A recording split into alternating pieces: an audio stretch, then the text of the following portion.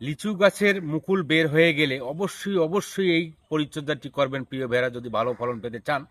এই যে দেখেন এখনো কিন্তু মুকুলগুলো ফুটে বের হয় নেই।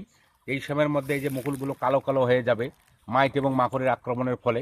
তো অবশ্যই আপনারা ইমিডাক্লোরপিড গ্রুপের কীটনাশক আছে প্রতি লিটার পানিতে 1 মিলি এবং এর সাথে ম্যানকোজেব গ্রুপের ছত্রাকনাশক প্রতি লিটার পানিতে 2 গ্রাম হারে গাছটি সুন্দরভাবে স্প্রে করে দিবেন। আবারও বলতেছি, মুকুল ফুটে গেলে কোনো প্রকার কীটনাশক এবং ছত্রাকনাশক স্প্রে করবেন না। এবং এর পাশাপাশি অবশ্যই এই সময় যেন সেচের অভাব না হয়। সেচের অভাব হলে কিন্তু মুকুলের গোড়ায় অ্যাবসেশন লেয়ার তৈরি হবে, সেক্ষেত্রেও কিন্তু মুকুলগুলো ঝরে যেতে পারে। তাই আপনারা সেচটি নিশ্চিত করবেন।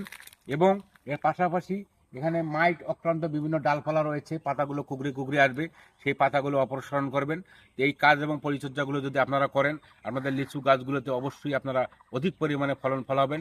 কৃষির সুন্দর সুন্দর প্রযুক্তি সম্পন্ন ভিডিওগুলো দেখতে হলে আমার আইডিতে যুক্ত থাকবেন। চেষ্টা করি আপনাদেরকে সঠিক পরামর্শ এবং সেবাটি দেওয়ার। ধন্যবাদ, ভালো থাকবেন সকলে।